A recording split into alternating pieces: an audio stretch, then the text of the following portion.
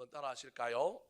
잃어버린 예배의 영성을 회복한 다윗. 잃어버린 예배의 영성을 회복한 다윗. 2023년 우리 덕양중앙교회 표어가 복음의 사람 예배자로 살게 하소서입니다. 우리 모두가 올 한 해 예배자로 다시금 하나님 앞에 우뚝 섰으면 좋겠습니다. 어쩌면 코로나 3년이라고 하는 기간은 우리의 예배가 어떠한지, 내가 진짜 예배자인지를 하나님께서 시험하신 시간이라고도 할 수 있습니다. 그로 말미암아 예배를 잃어버렸던 사람들은 다시금 예배를 회복했으면 좋겠습니다. 예배를 붙들고 예배를 드렸지만 생명력 없는 예배, 감동과 감격이 없는 예배를 드렸다고 한다면, 나도 모르는 사이에 예배의 영성이 희미해져 버렸다고 한다면 다시금 그 영성을 회복했으면 좋겠습니다. 다시 예배를 굳게 붙들고 놓쳐버리고 희미해져 버린 참된 예배의 영성으로 무장하여 하나님께 영광을 돌리고, 그로 말미암아 우리는 생업과 가정과 자녀와 앞날에 복을 받을 뿐만 아니라 하나님의 놀라운 교회도 부흥되는 역사가 일어나기를 축복합니다. 오늘 본문 말씀은 진정한 예배자요 참된 예배의 대가였던 다윗이 잠깐 예배의 영성을 잃어버렸다가 그 예배의 영성을 다시금 회복하고 찾아가는 이야기라고 할 수 있습니다. 다윗은 수많은 예배 음악을 만들었고 성전도 지었고, 예배하면 그는 정말로 성경에 나오는 위대한 인물 중에 모델과 같은 사람이라고 할 수 있습니다. 그럼에도 불구하고 그는 자신도 모르는 사이에 그의 예배의 영성이 흐려지고 그의 예배가 잘못된 방향으로 흘러갔던 적이 있습니다. 언제일까요? 때는 바야흐로 사사들이 다스리던 사사시대의 마지막 때에 엘리라고 하는 제사장을 겸하여 사사를 하고 있었는데, 이때 블레셋이라고 하는 나라가 강성하여 자주 이스라엘을 침범하였습니다. 그때마다 백성들의 고통이 너무 심하였습니다. 이 엘리에게 두 아들이 있었는데 이 두 아들이 하나님을 잘 섬기지 못했습니다. 허랑방탕하고 믿음도 없습니다. 아버지가 나이가 들어 사사라고 하는 제사장이라고 하는 명목만 갖고 있고 실제적으로는 나라는 이 두 아들이 자기들 마음대로 다스렸는데, 그래도 체면이 있지 전쟁은 이겨야 되는데 전쟁에 나갈 때마다 판판이 치게 되니 이 두 아들이 혹시 법궤를 가지고 나가서 싸우면 이길 수 있지 않을까, 그 생각을 하게 되었습니다. 하나님의 임재의 상징이니 하나님을 제대로 믿지도 않으면서 하나님을 섬기지도 않으면서 법궤를 부적처럼 사용한 겁니다. 예배가 타락하게 된 겁니다. 예배를 제대로 드리지 않고 예배를 이용한 것입니다. 그래서 그 법궤를 메고 나갔더니 이길 줄 알았는데 법궤도 빼앗기고 이 두 아들은 그만 전쟁에서 전사하고 말았습니다.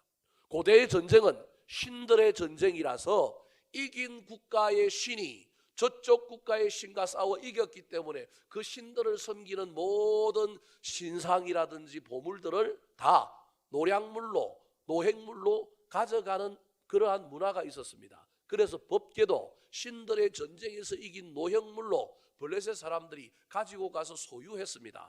그런데 문제가 생겼습니다. 법궤가 들어오는 순간부터 이상한 일들이 벌어지게 되었는데, 그 일이 무엇이냐 하면 바로 온 나라에 재앙이 벌어지게 된 것입니다. 이 재앙이 무슨 일 때문일까 고민해 보니까 법궤가 들어온 이후부터 이 블레셋 땅에 재앙이 생겼다라고 하는 것을 깨달은 이 블레셋 사람들이 저 법궤를 돌려주자 결정합니다. 하지만 한편으로는 보물이니까 가지고 싶은 마음도 있는 겁니다. 그래서 꾀를 냈는데 그것이 뭐냐 하면, 전나는 암소 2마리를 가져다가 수레를 끌게 하고 그 수레 위에다가 법궤를 놓고 사람이 끌고 가는 게 아니라 소 뒤등짝을 탁 때렸는데, 이 소가 블레셋 땅에 있으면 이 일어나는 재앙들이 이 법궤와 상관이 없는 거고, 그렇지 않고 이 법궤가 만약에 이스라엘 땅으로 가면 이건 이 재앙이 저 법궤와 상관이 있는 거니까 저 법궤를 빨리 내보내는 게 좋겠다 싶어서 소가 끄는 수레에다가 법궤를 싣고 내보냈는데, 이 법궤가 블레셋 땅에 있는 것이 아니라 어디로 가느냐 하면 이스라엘로 간 것입니다. 그리고 블레셋은 재앙이 멈추고 잠잠해졌습니다. 그 결과 블레셋 사람들은 법궤 때문에 재앙이 생긴 것이 이제는 멈추어졌을 뿐만 아니라 이스라엘이 그 빼앗겼던 법궤는 어디로 돌아갔느냐 하면 이스라엘로 돌아가게 된 것입니다. 이스라엘로 돌아간 이 법궤가 아비나답이라고 하는 사람이 수습을 하여 자기 집에 모셨습니다. 아무도 이 법궤를 잘 수습하지 않으니까 아비나답이 좋은 마음으로 하나님을 잘 섬기겠다고 하는 마음으로 청지기 의식을 가지고 이 법궤를 20년 동안 잘 보관했는데, 문제는 이 아버지가 죽고 난 다음에 그 일이 누구에게 이어졌느냐 하면 아들에게 이어진 것입니다.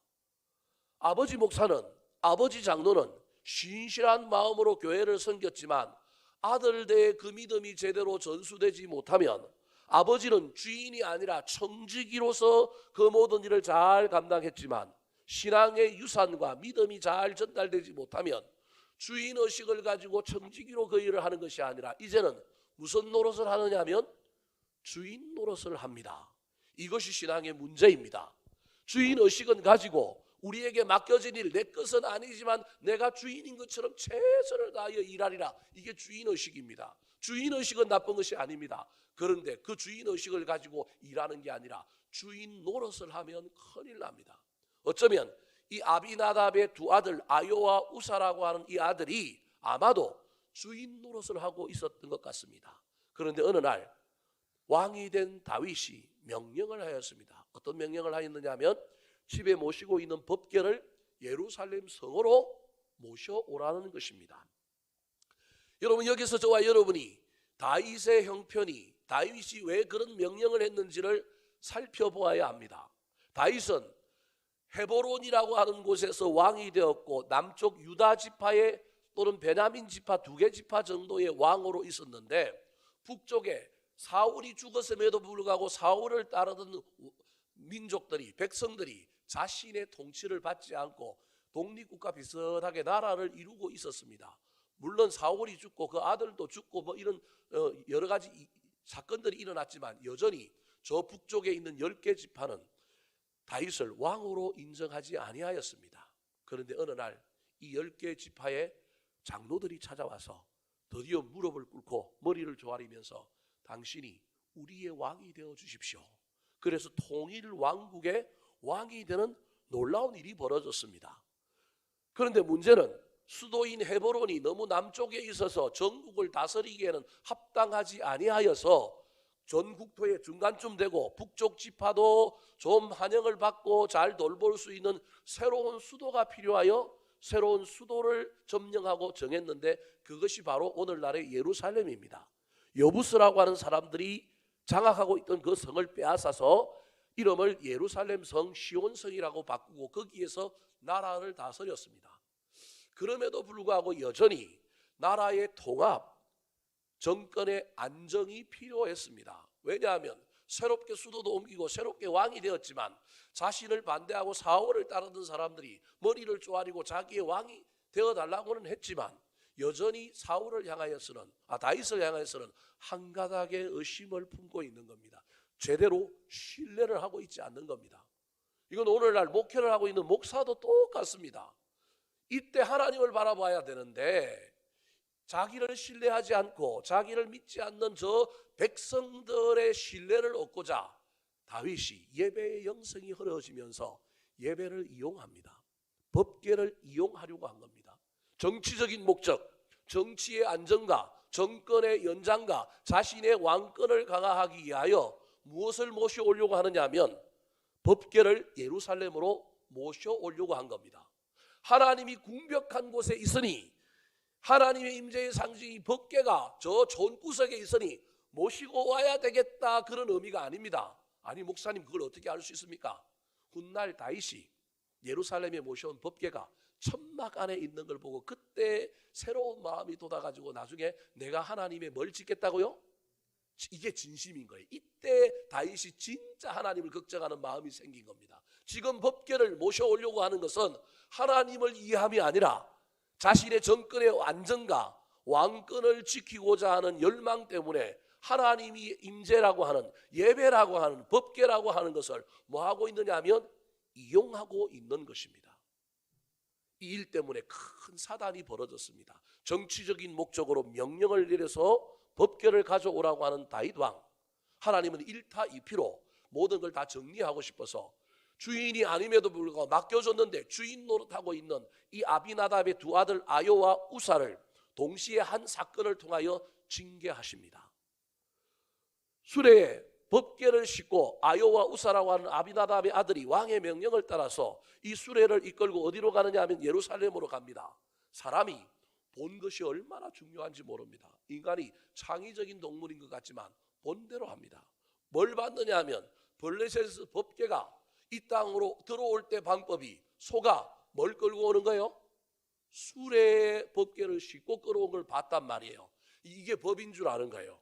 성경을 좀 더 알면, 하나님을 좀 더 사랑하면 신실한 마음이 있어서 하나님이 원하시는 방법, 하나님이 좋아하는 방법으로 해야 되는데, 율법에, 모세의 율법에 분명히 기록되어 있는데 법궤는 손을 대면 안 되고 법궤는 모시고 가야 되는데, 메고 가야 되는데, 지금 세상의 방식인 수레에 싣고 가는 방식을 누가 택했느냐 하면 아요와 우사가 택한 겁니다. 사랑하는 성도 여러분, 말씀은 편리하게 수레에 싣고 가는 게 아닙니다. 말씀은 메고 가는 겁니다. 신앙은 편리한 것만 추구하면 큰일 납니다. 신앙은 좁은 길입니다. 억울한 일도 많습니다. 불편합니다. 물론 중간중간에 기쁨도 있고 먼 영혼의 관점에서 보면 신앙은 좋은 거고 편한 거고 복된 것이지만, 그 길 한 구석에, 그 길을 가는 도중에는 분명히 좁은 길, 힘든 일, 어려운 일이 있는 게 신앙입니다. 그럼에도 불구하고 아요와 우사는 법궤를 모시면서 세상 사람들에게 영광 다 받았을 뿐만 아니라 그 법궤를 이동하는데도 어떻게 이동하고 있느냐 하면 편리한 방법, 쉬운 방법, 편안한 방법, 그리고 소만 고생하고, 자기들은 한 사람은 앞에서 속옷비 메고 앞에 가면서 엠하고 교만하게 가고, 뒤에는 뒷짐지고 수레 미는 척하면서 따라가면서 온갖 영광을 다 받고 온갖 생색을 다 내고 가는 겁니다. 하나님이 이들을 징계하셔야 합니다. 정치적인 목적으로 예배를 이용하고 법궤를 이용하는 다윗도 주인이 아님에도 불구하고 주인 노릇하고 법궤를 통하여 자신들의 영광을 누리고 있는 이 아요와 우사를 하나님께서 심판하시기 위하여 하나의 일을 벌이셨는데, 그것이 뭐냐면 수레를 끌고 가던 소가 길이 오늘날처럼 아스팔트가 아니다 보니 많은 경사가 있고 많은 어려움이 있다 보니 수레가 갑자기 뛰기 시작한 겁니다. 그래서 경사 있는 데서 수레가 기울어지기 시작하니까 수레 위에 놓였던 법궤가 움직여서 어떻게 하려고 하느냐 하면 떨어지려고 했습니다. 그때 뒤에 따라가던 이 우사라고 하는 아비나답의 아들이 손을 뻗어서 뭘 잡느냐 하면 법궤를 잡았습니다. 여러분, 떨어지는 것을 떨어지지 않도록 잡는 것이 뭐가 잘못이겠습니까? 그런데 여러분, 여기에는 아주 중요한 동기가 숨어 있습니다. 사람의 눈에는 동기가 보이는 것이 아니라 포장되어 있는 다른 것이 보이지만, 우리 하나님은 무엇을 보시는 분이냐면 중심을 보시는 분이기 때문에 동기가 무엇인지를 압니다. 아요와 우사의 마음속에 동기는 뭐냐 하면 법궤는 내 소유물입니다. 내 소유물이 떨어져서 깨지거나 다치면 기분이 나쁩니다. 그래서 내 소유물을 내 것이라고 하는 표현을 담아서 이게 떨어지지 않도록 이걸 잡는 겁니다.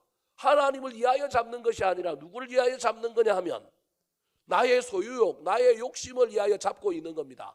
사람들 눈에는 저 사람 대단하다, 법궤를 보호했네 그러겠지만, 우리 하나님의 눈에는 보호한 게 아니라 자랑질한 겁니다. 우리 하나님은 그것을 아신 것입니다. 여러분, 하나님이 사람 손에 갈물이 된다? 하나님이 사람의 도움을 받아야 된다? 그건 하나님이 아닙니다. 법궤가 하나님의 임재의 상징이라고 한다면, 그것을 아는 사람이라고 한다면, 법궤에 율법에 손을 대면 안 된다는 걸 아는 사람은 절대 그럴 수가 없습니다. 왜냐하면 우리는 하나님의 능력을 믿기 때문에 그렇습니다. 하나님은 인간이 손을 대지 않더라도 그게 떨어지지 않고 공중부양을 시키시던, 우리 하나님 날개를 다시던 무엇인가 하실 것입니다. 법궤를 하나님의 임재로 보느냐 물건으로 보느냐, 이 차이입니다. 하나님의 임재의 상징요, 하나님의 능력의 상징으로 본다면, 여러분, 우리가 손을 대지 않아도 구름 기둥과 불 기둥이 뜨는 것처럼 하나님은 그 법궤를 다른 방식으로, 우리가 이해하지 못하는 신비한 방식으로 떨어지지 않고 보호하실 것입니다. 그런데 이 믿음이 없는 겁니다. 없을 뿐만 아니라 이 믿음 속에 이 아요와 우사가 가지고 있는 믿음은 이게 하나님의 임재 상징이 아니라 나를 멋지게 만드는 장식품, 내 소유입니다. 하나님이 그것을 보셨습니다. 그래서 그 자리에 치셔서 우사라고 하는 사람이 아들이 죽게 됩니다. 그로 말미암아 그 동네의 이름이 베레스 우사라고 하는 아주 비극적인 이름을 가지게 됩니다. 아마도 제가 보기엔 이 장면에서 어떤 현자들, 어떤 지혜자들, 어떤 랍비들, 어떤 제사장들이 있었을 가능성이 있습니다. 사람이 갑자기 죽어 나자빠진 이 이야기 속에서 사람들이 멍했을 겁니다. 그런데 어떤 사람들이 나서서 왜 우사가 죽었는지를 가르쳐 줍니다. 모세의 율법에 하면 법계에는 뭘 하면 안 된다고요? 손을 대면 안 된다. 우사의 마음속에 있는 동기까지는 몰랐다 할지라도 우사가 죽었던 이유를 알려주었을 겁니다. 그 바람에 사람들이 경을 치면서 다 도망갑니다. 왜냐하면 법궤에 가까이 가면 나도 우사처럼 뭐 할 수 있다? 죽을 수 있다. 그래서 법궤 혼자 길바닥에 외로이 어떻게 되어 있느냐 하면 외로이 놓여 있습니다. 사람들은 자기 목숨의 안위가 중요하기 때문에 하나님보다 누가 중요하냐 하면 내가 훨씬 더 중요합니다. 내가 안 죽어야 됩니다. 지금 하나님을 생각할 겨를이 없습니다. 자기의 안위. 그래서 사람들은 전부 그 길을 경원시하고 멀찍이 바라보고 다 떠나가 버렸습니다. 그런데 한 사람, 오벳 에돔이라고 하는 사람, 이 사람은 이스라엘 사람이 아닐 가능성이 많습니다. 이름 자체에서. 이 오벳 에돔이라고 하는 사람이 이 법궤를 수습합니다. 아무도 손대지 않는데, 죽을 수도 있는데 죽음을 각오하고 이 사람이 이 자리에 옵니다. 여러분, 그 말은 무슨 말이냐 하면 오벳 에돔은 자기의 안위가 중요한 게 아니라 지금 하나님이 길바닥에 내버려져 있는 저 모습, 하나님이 더 중요한 사람입니다. 이게 진짜 예배자입니다. 하나님이 저렇게 있는 것을 볼 수 없다. 그래서 그가 나섰습니다. 근데 손을 대면 어떻게 돼요? 죽잖아요. 그래서 그는 공부했을 겁니다. 물어봤을 겁니다. 많은 사람을 찾아봐서. 왜냐하면 하나님을 사랑하는 열정이 넘치니, 열정은 지혜를 찾게 되어 있습니다. 열정은 방법을 갖게 되어 있습니다. 하나님이 저 길바닥에 놓여 있는 걸 내가 볼 수 없다. 그래서 오늘 본문 앞에 보면, 여러분 11절 10절에 보면 오벳 에돔이 매어 갔다 그렇게 이야기합니다. 방법을 발견한 겁니다. 우사와 아요와는 전혀 다른 방법. 아, 매어 가는구나. 손을 대면 안 되는구나. 법궤의 양쪽 끝에 소위 말하는 조각목을 낄 수 있는 고리가 있는데 나무를 가지고 그 고리를 끼고, 그리고 그 다음에 그걸 뭐 한 거요? 메고 간 겁니다. 제대로 된 방법. 열정이 있으니, 사랑하는 마음이 있으니, 법궤를 하나님이라고 인정하니 그에게 지혜가 생겨서 그가 이 법궤를 모셔간 겁니다. 아무도 돌보지 않고 자기 목숨 때문에 전혀 쳐다보지 않았던 것, 그 법궤, 그 옆배를 모셔갔던 오벳 에돔의 집에 하나님께서 뭘 주시느냐 하면 복을 주셨습니다. 여러분, 이 사건 가운데 다윗은 어떤 마음이 들었을까요? 나중에 살펴보겠지만 다윗은 법궤를 이용하려고 했습니다. 다윗은 자기의 이익을 위하여 하나님을 이용하려고 했습니다. 그렇게 예배를 잘 드리고 신앙이 좋았던 다윗이 예배의 영성이 흐려진 것을 우사가 죽는 이야기를 통하여, 오벳 에돔이 복을 받는 이야기를 통하여 다윗이 엄청난 회개와 믿음의 진보와 성장을 이루었을 겁니다. 성경은 그런 이야기를 하고 있지 않지만 그 이후에 다윗이 하고 있는 행동이 다윗이 예전의 모습과는 다른 모습. 그러므로 다윗에게는 어떤 사람이 둘 다 들어있느냐 하면 우사라고 하는 사람과 오벳 에돔이라고 하는 사람이 둘 다 들어있는 사람입니다. 여러분, 이것은 다윗만의 이야기가 아니라 저와 여러분의 이야기입니다. 우리에게는 우사가 있습니다. 여러분, 내 안에 있는 우사를 쳐야 합니다. 우사만 있는 것이 아니라 저와 여러분이 신앙생활을 하고 있기 때문에 우리도 그래도 오벳 에돔의 유전자가 있습니다. 이 오벳 에돔을 잘 붙들어야 진짜 예배자가 됩니다. 다윗이 이 두 사람을 통하여 제가 보기엔 큰 실물 교육, 큰 교육을 받았을 것입니다. 한 사람은 반면교사, 한 사람은 정면교사. 그러면서 자신의 모습을 봤을 겁니다. 지금까지 내가 우사와 다른 없는 삶을 살았구나. 아, 이제 내가 누구의 삶을 살리라? 오벳 에돔의 삶을 살리라. 그러면서 오늘 본문의 이야기가 드디어 바뀐 마음, 희미해졌던 예배의 영성, 잃어버렸던 예배의 영성을 다시 회복하고 법궤를 어디로 모셔오느냐 하면 예루살렘으로 모셔오는 이야기가 오늘 본문의 내용입니다. 사랑하는 성도 여러분, 오늘 본문 말씀을 통하여 예배 영성이 희미해졌고 예배 영성을 잃어버렸던 그 다윗이 다시금 그 예배의 영성을 회복한 이야기를 살펴볼 때 은혜 받고 2023년 저와 여러분이 다시금 예배를 굳게 붙들었으면 좋겠습니다. 잃어버렸던 예배를 붙들 뿐만 아니라 우리도 모르는 사이에 때가 묻고 우리도 모르는 사이에 희미해졌던 참된 예배의 영성을 다윗의 이야기를 통하여 은혜 받고 우리도 그 영성을 소유하는 한 해가 되어서 다윗이 법궤를 모셔와서 예배의 영성을 회복하여 나중에 성전이 지어지고 하나님께서 다윗이 하나님의 집을 짓겠다 그러니 하나님께서 내가 네 집을 지어주겠다 라고 했던 그 유명한 약속이 우리에게도 이어져서 우리가 예배 잘 드리고 예배의 은혜 받고 예배의 영성만 회복되는 것이 아니라 하나님의 놀라운 은혜와 역사가 우리 가문을 통하여 우리 가정을 통하여 나의 일생을 통하여 흘러 넘치게 되기를 우리 구주 예수 그리스도의 이름으로 축원합니다. 자, 그렇다면 오늘 본문에 잃어버린 예배의 영성을 회복한 다윗은 어떤 예배자였을까요? 첫 번째입니다. 따라 하시겠습니다. 시선이 다른 예배자. 시선이 다른 예배자. 오늘 본문에서 춤추는 예배자 다윗을 이야기할 때마다 반복하여 등장하는 구절이 있습니다. 그 구절은 바로 여호와 앞에서라고 하는 구절입니다.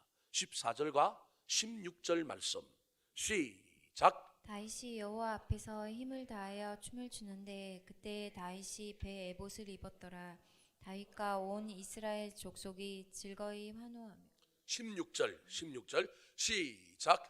여호와의 개가 다윗 성으로 들어올 때 사울의 딸 미갈이 창으로 내다보다가 다윗 왕이 여호와 앞에서 뛰놀며 춤추는 것을 보고 다윗이 여호와 앞에서 21절에도 또 나옵니다. 같이 읽어볼까요? 시작.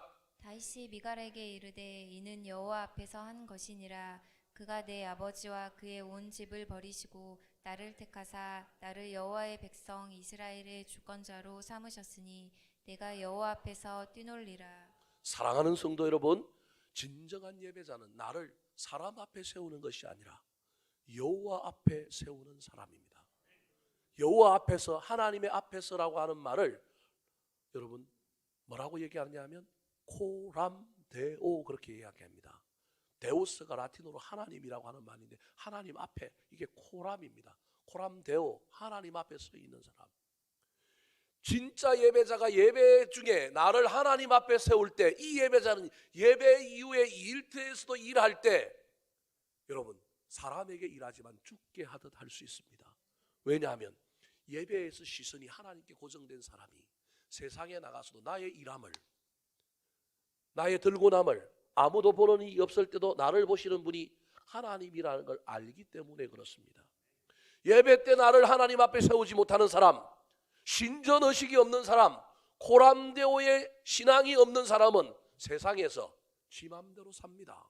예수를 믿었음에도 불구하고 예배를 드렸음에도 불구하고, 왜냐하면 예배 때 자기 자신을 하나님 앞에 세운 것이 아니라 누구 앞에 세웠느냐 하면 사람 앞에 세우다 갔기 때문에 하나님을 못 받는 거예요.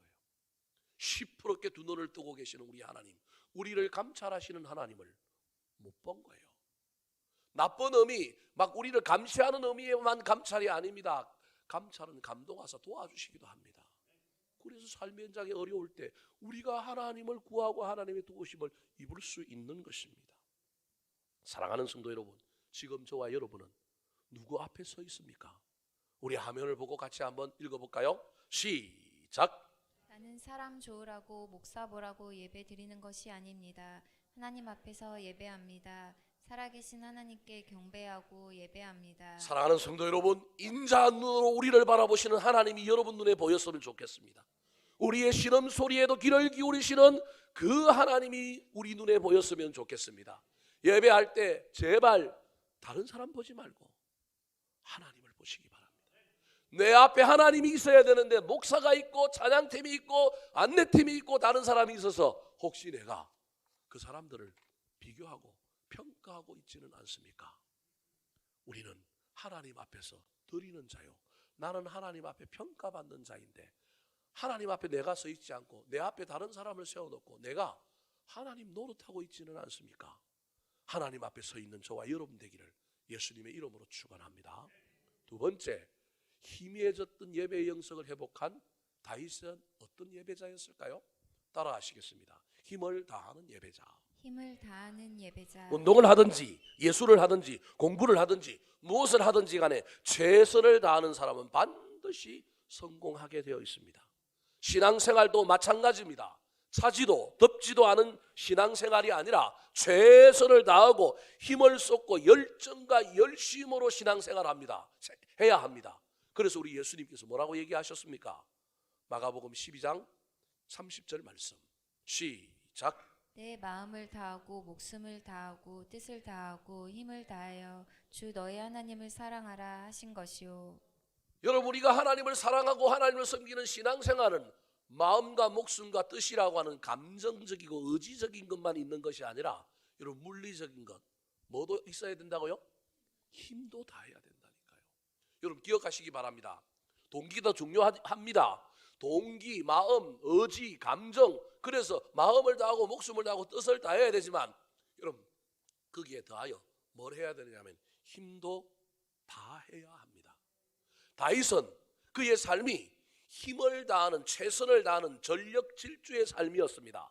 어린 시절 그가 양을 돌볼 때 사자나 곰이 와서 양 새끼를 물어갑니다. 그럼 우리 같으면 이미 잡아먹힌 거 물고 가는 건 내버려 두고 그냥 돌팔매지로 그냥 쫓아내는 정도, 그런 정도만 해야 되지 않겠습니까? 그것만 해도 잘한 거지 않겠습니까? 근데 다윗은 최선을 다합니다. 한 마리의 양, 한 영혼의 소중함을 알기 때문에 물고 가는 사자와 곰을 쫓아가서 어떻게 했어요? 싸웠대요. 입에서 뭘 빼왔다고요?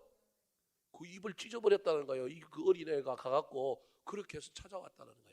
무슨 얘기냐 하면 이게 일어날 수 있는 이야기냐, 그게 맞느냐 옳으냐 얘기가 아니라 다윗은 전심전력을 다하는, 자기에게 맡겨진 일에 최선을 다하고 힘을 다하는 삶을 살았다는 겁니다. 골리앗과 싸울 때도 여러분 그 어린아이가 어떻게 골리앗 거인과 싸워서 이기겠어요? 사울이 자기 값을 주는데 맞지도 않아요. 칼을 주는데 그 들 수도 없어요. 여러분 남이 하는 일, 남이 잘하는 일을 내가 하는 게 최선을 다하는 게 아닙니다. 나에게 있는 것 중에 내가 최선을, 그걸 가지고 최선을 다하면 됩니다. 없는 것, 남이 있는 걸 갖고 뭘 하려고 그래요? 나한테 있는 것에 공을 들이고 최선을 다하면 되죠. 골리앗과 다윗이 싸울 때 어떻게 합니까? 그냥 막무가내로 나갔어요? 아닙니다. 자기가 할 수 있는 최선의 물맷돌이잖아요. 그 최선의 물맷돌을 힘을 다한다는 건 어떤 의미가 있느냐 하면요, 여러분 내과에 가서 물맷돌 고르는데 고르는 겁니다. 이게 최선을 다하는 거예요. 이게 힘을 다하는 거예요. 신무기를 가져오라는 게 아닙니다. 나에게 없는 다른 걸 갖고 오라는 게 아닙니다. 내 능력으로 싸울 거고 내 은사로 싸울 건데 거기에 공을 들이는 겁니다. 거기에 최선을 다하는 겁니다. 어떤 물맷돌이 내 손에 맞을까? 어떤 물맷돌이 더 맞을까? 고르고 기도하는 마음으로 기도하면서 고르고 이게 다윗과 골리앗이 싸울 때 다윗이 했던 힘을 다하는 행동입니다. 사울이 악신이 들려서 다윗이 수금을 잘 탐으로 말미암아 수금을 가지고 음악 치료를 했습니다. 여러분 이 음악 치료가 다윗이 수금을 잘 탔기 때문에만 일어났을 것 같습니까? 아닙니다. 이 연주가, 다윗의 연주가 혼신의 힘을 다하는, 열정과 마음을 다하는 연주였기 때문에 귀신이 쫓겨나가는 일들이 생기는 겁니다. 더 나아가서 여러분 나중에 사울이 다윗을 죽이려고 뭘 던져요? 창을 던져요. 그때 악신이 들렸다고 이야기합니다. 악한 마귀가 사울을 조정하여 뭘 던져요? 창을 던집니다. 여러분 여기서 저와 여러분이 귀신론과 관련해 생각을 해봐야 됩니다. 왜 귀신이 사울을 격동시켜서 다윗에게 창을 던지려고 그럴까요? 귀신 입장에서는 사울 누가 미운 거예요? 다윗이 미운 거예요. 왜? 자기를 뭐 하려고 하니까? 쫓아내려고 하니까. 무슨 말씀이 이해되십니까? 영적인 싸움이 그 안에 들어있는데 그 영적인 싸움에 음악이 사용된데 단순히 음악이 사용된 게 아니라 음악에 뭐가 들어있느냐 하면 다윗의 혼신이 들어있는 거예요.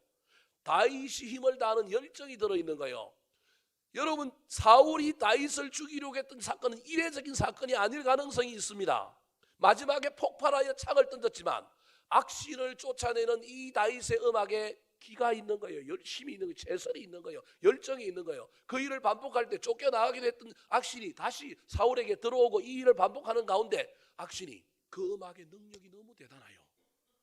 저 음악을 듣는 순간 자기가 쫓겨날 것 같으니까 이제 한계에 부딪힌 이 악신이 자기가 사울을 숙주 삼아 그대로 붙어 있을 수 있는 방법, 유일한 방법은 뭐냐면 다윗을 사울의 곁에서 뭐 하는 거예요?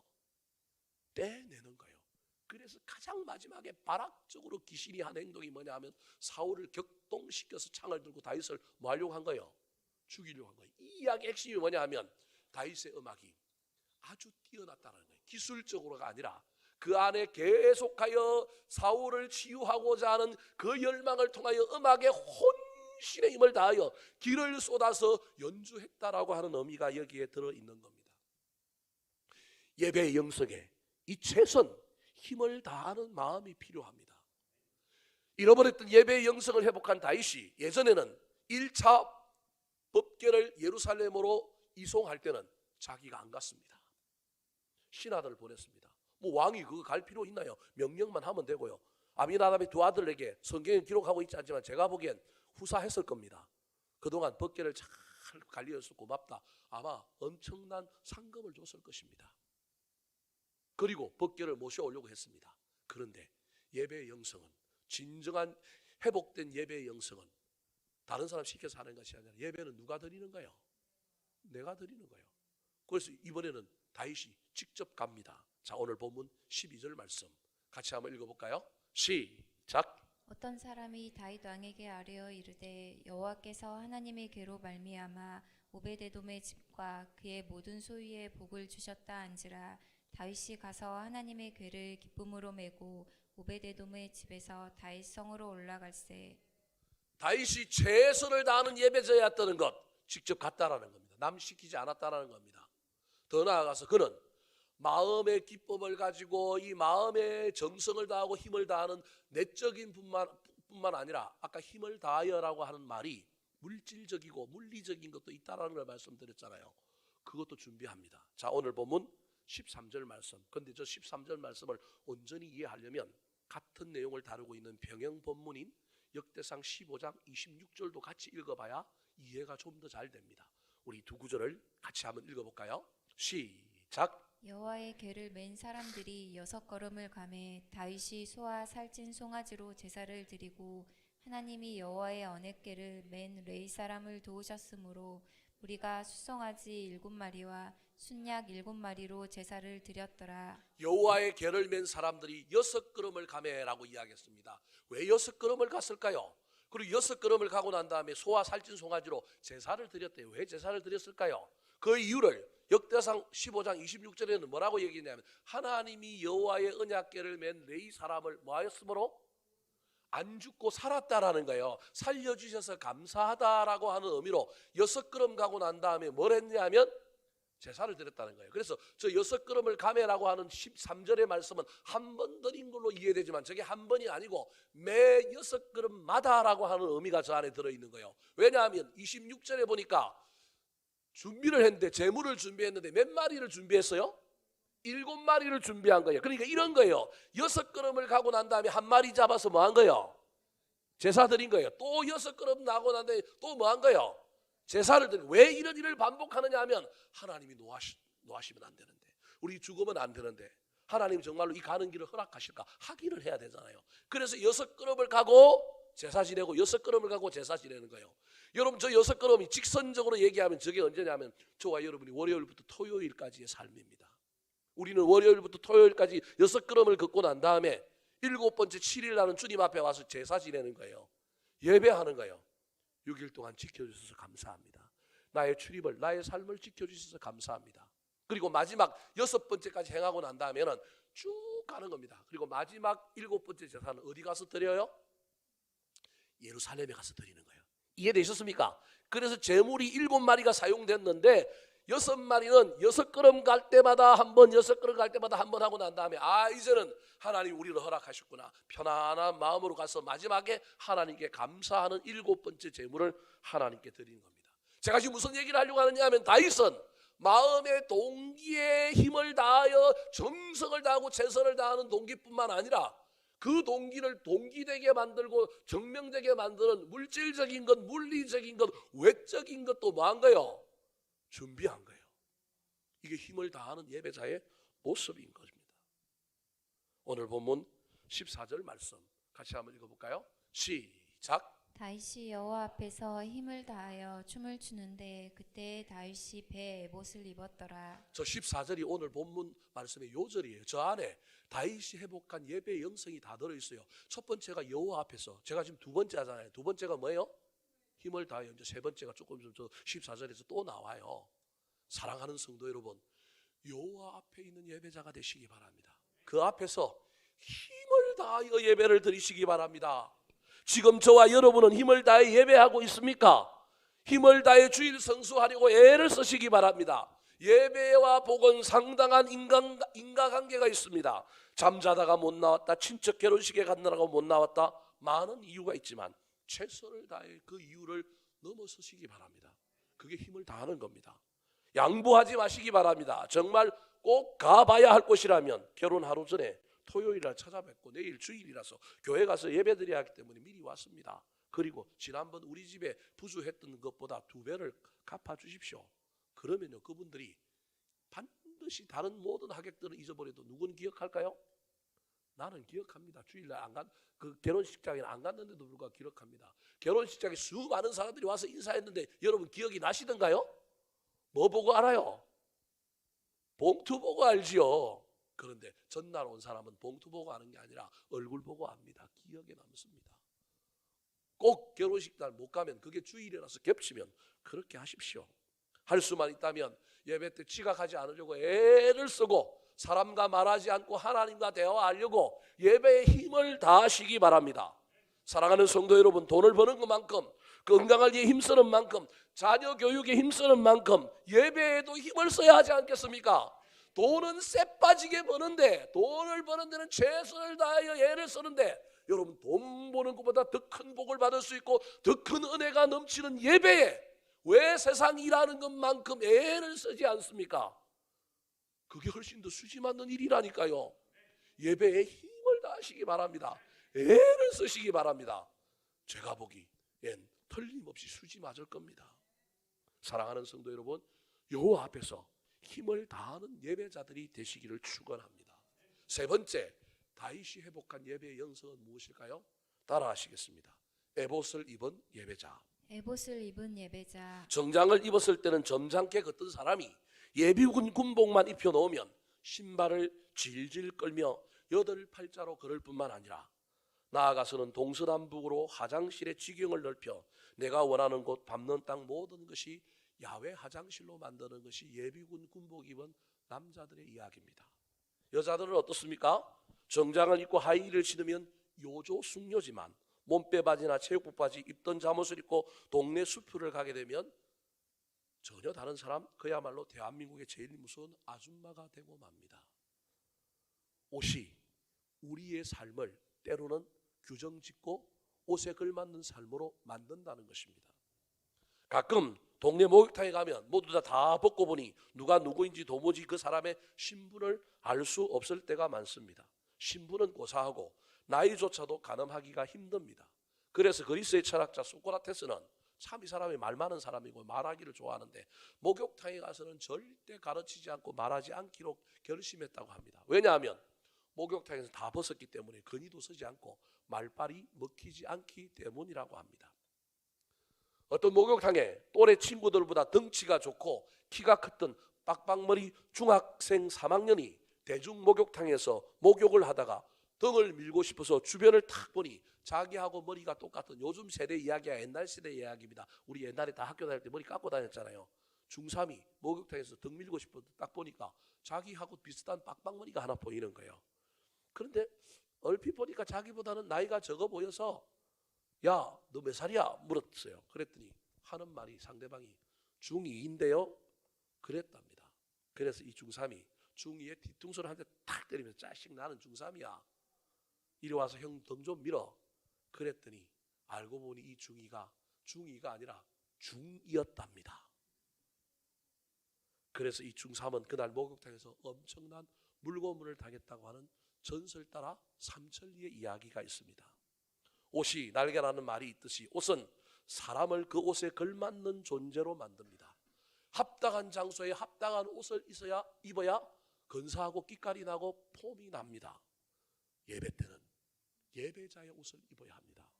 제가 지금 여러분이 물리적으로 입고 나온 오늘날의 이 옷을 얘기하는 것이 아니라 새로운 마음의 영적인 예배자의 옷을 입어야 된다는 겁니다. 다윗은 왕이었습니다. 그런데 그는 이번에 법궤를 모셔오는 이 예배 자리에서 그는 왕복을 입지 않았습니다. 옷을 갈아입었습니다. 예배자의 옷을 입었습니다. 어떤 옷을 입었을까요? 14절 말씀 다시 읽어보겠습니다. 시작. 다윗이 여호와 앞에서 힘을 다하여 춤을 추는데 그때 다윗이 배 에봇을 입었더라. 뭘 입었다고요? 배 에봇을 입었더라. 에봇은 원래 제사장의 옷입니다. 그런데 제사장이 입는 옷을 저 본문에 의하면 누가 입은 것이 되느냐 하면 다윗이 입은 것이 됩니다. 그것은 다윗이 월권을 하고 있는 거고 권력을 남용하고 있는 것이라고 이해할 수 있습니다. 하지만 우리가 단어 하나에 주목해야 합니다. 그냥 에봇을 입은 것이 아니라 무슨 에봇을 입었다고요? 배 에봇을 입었습니다. 여러분, 배 에봇을 입었다고 하는 말은 제사장이 되고자 자기가 제사를 집전하고 1차 때와 똑같은 예배 영성이 흐려져서 그가 자기 마음대로 왕이 하면 안 되는 제사장의 역할을 하려고 한 게 아니라는 말입니다. 그랬으면 그 이후에 그의 후손들 중에 우시아라고 하는 왕이 자기가 왕인데 제사장처럼 제사 지내려고 하다가 손에 뭐가 생겼어요? 문둥병이 생겼잖아요. 그런 큰 엄청난 일을 당할 수밖에 없는데 다윗이 지금 영성이 새로워졌는데 설마 그거 하려고 제사장 옷을 입었겠어요? 저것은 제사장 옷이 아니라 오늘날 치면 헌금위원이 입은 가운, 목사 가운을 입은 게 아니고 헌금위원이 입은 가운, 성가대원이 입은 가운을 입었다라고 이해하는 것이 옳습니다. 성가대원인데 그냥 옷을 입고 나온 게 아니라 거기에 걸맞는 가운을 입은 것처럼 오르간 반주자가 오르간 반주자로서 격식에 맞게 하여 가운을 입고 나온 것처럼 헌금위원들이 그냥 입은 것이 아니라 가운을 입은 것처럼 그런 의미라는 겁니다. 왜 그렇게 해석할 수 있느냐 하면 사무엘상 2장 18절에 보면 어린 사무엘이 서원한 대로 하나님께 드려져서 성전에서 먹고 자고 하는데 이때 그의 어머니 한나가 사무엘에게 뭘 지어줘요?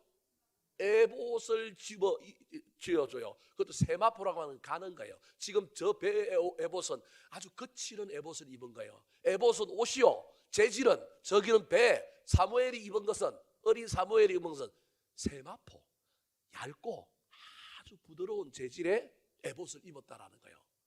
여러분, 어린 사무엘은 제사장이 아닙니다. 아직 제사장으로 나중에 세움을 받아야 됩니다.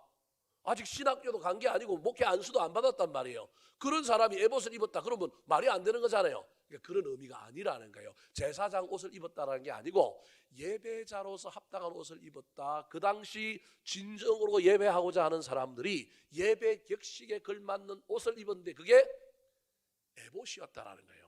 기드온이라고 하는 사사가 나라를 잘 다스리고 나니까 훗날 기드온이 은퇴해야 되는데 사람들이 전부 와갖고 그냥 사사하지 마시고 뭐 해달라고 그래요? 왕이 되어달라고 그래요.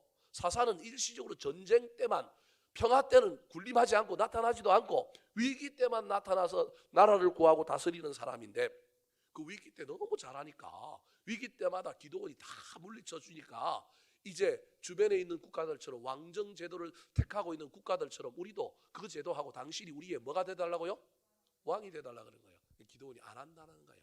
안 한다고 그러면서 그들이 뇌물을 막 싸들고 왔는데 그 뇌물을 가지고 전부 뭘 짓느냐 하면 에봇을 지어갖고 자기뿐만 아니라 자기 희하에 있는 아들들이 70명이가 되는데 그 아들들에게 전부 무슨 옷을 입혀요? 에봇을 입혀요. 그 말은 나는 예배하는 사람이다. 나는 하나님의 명령을 듣는 예배자다. 하나님이 나에게 왕되라 말을 하는데 내가 어찌 왕이 될 수 있느냐. 내가 에봇 입고 하나님께 나가서 물어볼 테니까 하나님이 하라고 하면 하고 하나님 말 없으면 난 안 하겠다라고 하는 의미가 배옷을 지어서 입은 행위 속에 들어있는 내용입니다. 그러므로 이 다윗이 입은 배 에봇은 제사장의 옷이 아니라 예배자로서 예배를 더 잘 드리고자 하는 마음을 가지고 지어 입은 옷이 무엇이냐면 에봇입니다. 그런데 거기에 배라고 하는 말이 붙었다고 하는 것은 왕복이 있는데도 불구하고 왕복을 안 입고 에봇을 입은 것은 겸손을 의미할 뿐만 아니라 배로 만든 옷을 지었다고 하는 것은 구약의 이스라엘 백성들이 회개할 때 무슨 옷을 입어요? 배옷을 입는 거예요. 다윗이 지금 뭐라고 얘기하고 있냐면 내가 1차 법궤를 모셔올 때 내가 하나님을 이용했다. 내가 예배를 훼손했다. 내가 죄가 있다. 그런 의미입니다. 그래서 나 이제 진짜 제대로 된 예배자 되겠다. 회개의 에봇을 입은 겁니다. 다윗이 지금 예배하는데 그냥 예배하는 것이 아니라 무슨 옷을 입고 있느냐 하면 보이지 않지만 눈에 보이는 건 배 에봇을 입었지만 눈에 보이지 않는 영적인 가치, 하나님 앞에 겸손한 예배자로 서 있는 겁니다. 겸손의 옷을 입고 무슨 옷을 입고 있느냐 하면 회개의 옷을 입고 있는 것입니다. 그런 겸손한 예배자, 회개의 예배자에게 하나님이 복을 안 주실 리가 있습니까? 사랑하는 성도 여러분, 지금 저와 여러분은 어떤 옷을 입고 있습니까? 물리적인 옷도 결혼식에만 좋은 옷 입고 가지 마시고 예배할 때도 좋은 옷 입고 제발 오시기 바랍니다. 그런데 물리적인 옷 말고도 영적인 옷을 잘 입으시기 바랍니다. 자랑의 옷, 겸손의 옷, 내와 공로를 주장하는 옷, 무관심의 옷을 입고 예배하고 있지는 않습니까? 예배를 드리든지 말든지 뭐 설교를 하든지 말든지 그냥 왔다가 도장 찍고 가면 돼서 무관심의 옷을 입고 있지는 않습니까? 겸손의 옷, 회개의 옷, 사모함의 옷을 입어서 그 예배 가운데 하나님의 놀라운 임재를 경험하는 저와 여러분이 되었으면 좋겠습니다. 기도의 옷을 입으시기 바랍니다. 찬양의 옷을 입으시기 바랍니다. 기쁨과 감격의 옷을 입는 저와 여러분 되기를 예수님의 이름으로 축원합니다. 마지막으로 오늘 본문에 나오는 다윗이 회복한 예배의 영성, 어떤 영성일까요? 따라하시겠습니다. 반대를 이긴 예배자. 반대를 이긴 예배자. 원래 설교가 5개였는데 5개 하면 여러분 집에 못 갈까 봐 제가 이제 새벽까지 준비를 하면서 4개로 줄였어요. 자, 사실은 4개 안에 2개가 들어있는 거예요. 그래서 따지고 보면 5개인데 제가 한번 잘 요약을 해보도록 하겠습니다. 여러분, 진정한 예배는요 언제 완성되느냐 하면 예배당에서 완성되지 않습니다. 진짜 예배는 어디에서 완성되느냐 하면 예배 이후의 예배, 삶에서 완성됩니다. 예배 때 받은 은혜가 어디에서 나타나야 되느냐 하면 삶의 현장에서 나타나서 예배로 받은 은혜가 흘러 넘쳐가야만이 진짜 예배를 잘 드린 겁니다. 그 예배가 진짜 제대로 된 예배입니다. 오늘 본문에 예배를 잘 드렸던, 법궤를 잘 모시고 오고 범죄와 화목제를 드렸던 이 다윗이 예배 이후에 그의 예배를 완성합니다. 어떻게 완성했을까요? 자, 18절과 19절 말씀 같이 읽어보겠습니다. 시작. 다윗이 번제와 화목제 드리기를 마치고 만군의 여호와의 이름으로 백성에게 축복하고 모든 백성 곧 이스라엘 무리에게 남녀를 막론하고 떡 1개와 고기 1조각과 건포도 떡 1덩이씩 나누어 주매 모든 백성이 자기 집으로 돌아가니라. 진정한 예배자는 축복하는 사람입니다. 진정한 예배자는 나눔이 있는 사람입니다. 예배 때 은혜를 받았으면 그 은혜는 예배당 안에만 갇혀 있는 것이 아니라 그 은혜는 어디로 흘러가느냐면 세상으로 흘러가서 예배 이후에 사람들을 축복합니다. 사람들에게 그 은혜를 나누어 줍니다. 이게 진짜 예배자의 모습입니다. 그래서 진정한 예배의 영성은 예배 이후의 영성인 거예요. 축복하고 나누어 주는 겁니다. 실컷 예배를 드렸는데 예배 이후에 됐다 나가서 싸우고 저 주차장에서 저 집에 돌아가서 뭔가 이상한 일이 벌어졌다 그러면 우리의 예배는 완성된 게 아닙니다. 우리의 예배는 어디에 갇혀 있느냐면 예배당에만 갇혀 있는 겁니다. 사랑하는 성도 여러분, 저와 여러분의 예배가 흘러 갔으면 좋겠습니다. 흘러 가는데 중요한 건 악한 마귀는 예배하는 자가 예배가 완성되는 것을 그대로 보고 있지 않습니다. 그래서 악한 마귀는 예배 중에 우리가 예배를 받으려고 할 때도 반대자를 만들어 놓습니다. 예배 이후에도 받은 은혜를 세상에 유포하지 못하도록 예배 이후에 우리 앞에 딱 누가 나타나느냐 하면 반대자가 나타납니다. 안 나타나도 이걸 흘러 보내기가 쉽지 않은데 여러분, 예배 중에 은혜를 뺏는 반대자, 받은 은혜를 유포하려고 하는, 유통하려고 하는데 그 유통하는 걸 반대하는 예배자가 나오는 거예요. 이걸 이겨야 된다는 거예요. 다윗은 오늘 본문에 백성들과 예배를 잘하고 난 다음에 백성들을 축복하고 백성들에게 떡 한 덩이를 모든 사람에게 다 나눠줬어요. 이게 진짜 예배자의 영성이잖아요. 축복하고 나눠주고. 근데 다른 사람에게는 잘하는데 자기 가족에게 잘못하면 큰일 나잖아요. 제가 어제 이 말씀 준비하다가 제 아내한테 잘해야 되겠다는 생각을 얼마나 많이 했는지 모릅니다. 목사는 다른 사람한테 잘하거든요. 선교사들, 후배 목사들한테 제가 됐다 잘합니다. 여러분에게 제가 인기가 별로 없어도요. 세상 나가면 후배 목사들, 막 선배 목사들, 다른 사람들한테 제가 인기가 얼마나 있는지 모릅니다. 저만 보면 환장을 합니다. 왜냐하면 잘해주니까요. 그러면 잘해주는 만큼 누구한테도 잘해야 될까요? 우리 가족들에게도 잘해야 되고요. 우리 애들한테도 잘해야 되는데 제가 최근에 보니까 애들하고 밥도 못 먹었더라고요. 아들 둘하고 밥을 못 먹은 지가 1년이 넘었더라고요. 그래서 이번 주 중에는 야, 우리 밥 한번 먹자. 그래갖고 제가 좀 맛있는 데 가서 살려고 갔는데 그 집이 문을 닫아갖고 삼겹살 먹고 왔어요. 그래도 먹었잖아요. 가족들에게도 잘해야 되겠다. 여러분, 은혜 받은 사람 진짜 예배자는 잘하는 거예요. 가족들에게도 가까이 있는 사람이고 먼 사람에게도 잘하는 거예요. 근데 문제는 잘하려고 하면 누가 나타난다고요? 반대자가 나타난다니까. 예배 중에도 반대자가 나타나고 예배 후에도 반대자가 나타나서 예배 중에는 받은 은혜를 뺏어가고 예배 후에는 유포한 은혜를 뺏어가는 거예요. 오늘 받은 은혜를 뺏어갈 이 다윗의 예배의 반대자가 등장하는데 그 사람의 이름이 누구냐 하면 미갈입니다.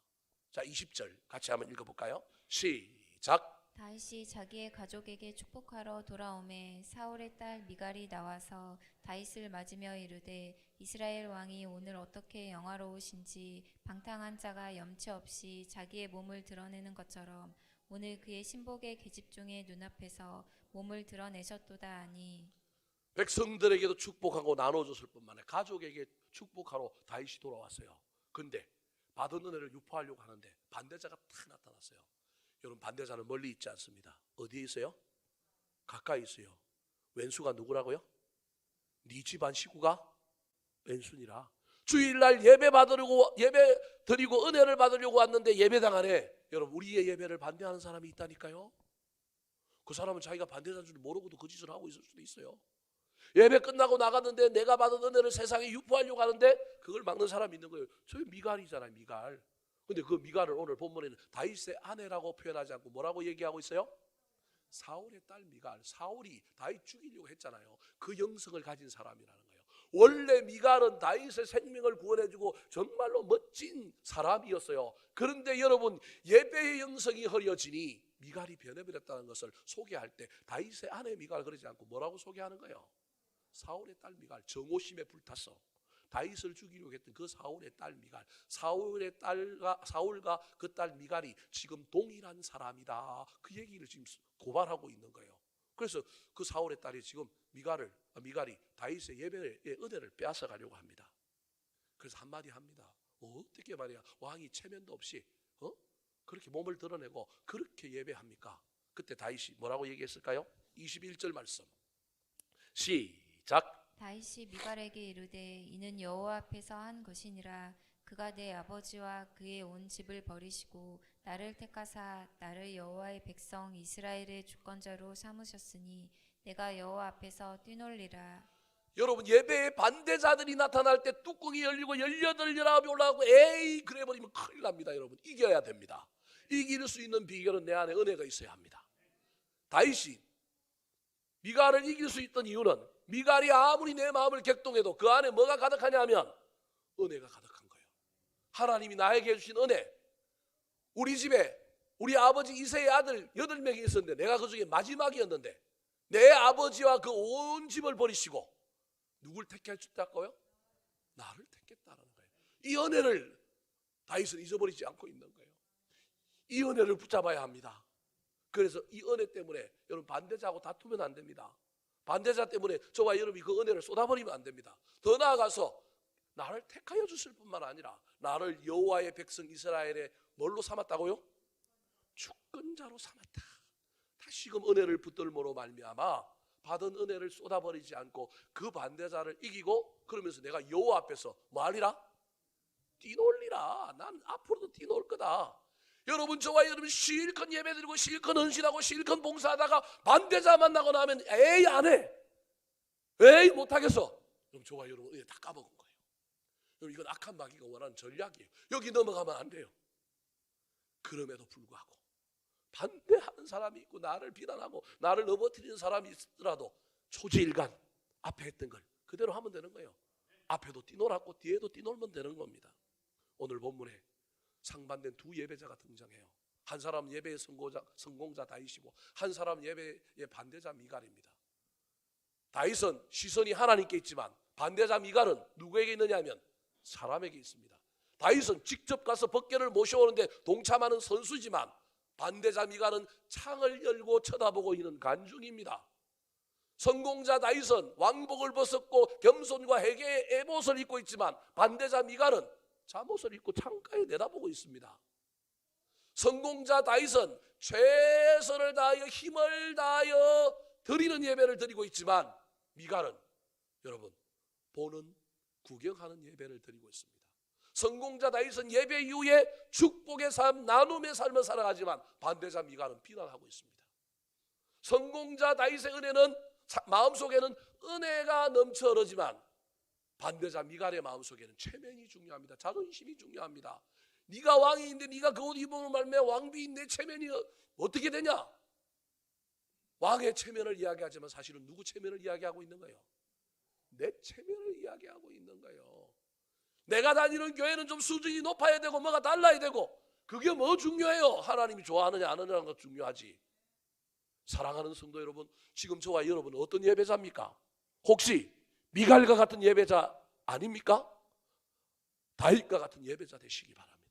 반대자가 있어도 넘어가고 저와 여러분의 예배가 하나님 앞에 온전히 드려지고 다시금 영성을 회복하여 다윗에게 하나님께서 내가 너의 집을 짓겠다. 다윗의 이름이 빛이 나고 놀라운 일이 벌어지는 것처럼 오늘 본문에 그 예배에 반대했던 미갈은 평생 뭐가 없다고요? 애가 없다잖아요. 여러분 놀라운 상실이 일어난 거예요. 하나님을 상실하니 예배 중에 하나님을 상실하니 인생의 자식이 상실되었다고 이야기하고 있는 것입니다. 예배의 성공함으로 말미암아 인생의 성공을 이어가는 저와 여러분 되기를 예수님의 이름으로 축원합니다. 긴 설교를 들어주셔서 참 감사합니다. 한번 따라 하실까요? 잃어버린 예배의 영성을 회복한 다윗, 잃어버린 예배의 영성을 회복한 다윗, 시선이 다른 예배자, 시선이 다른 예배자, 힘을 다하는 예배자, 힘을 다하는 예배자, 에봇을 입은 예배자, 에봇을 입은 예배자, 반대를 이긴 예배자. 반대를 이긴 예배자.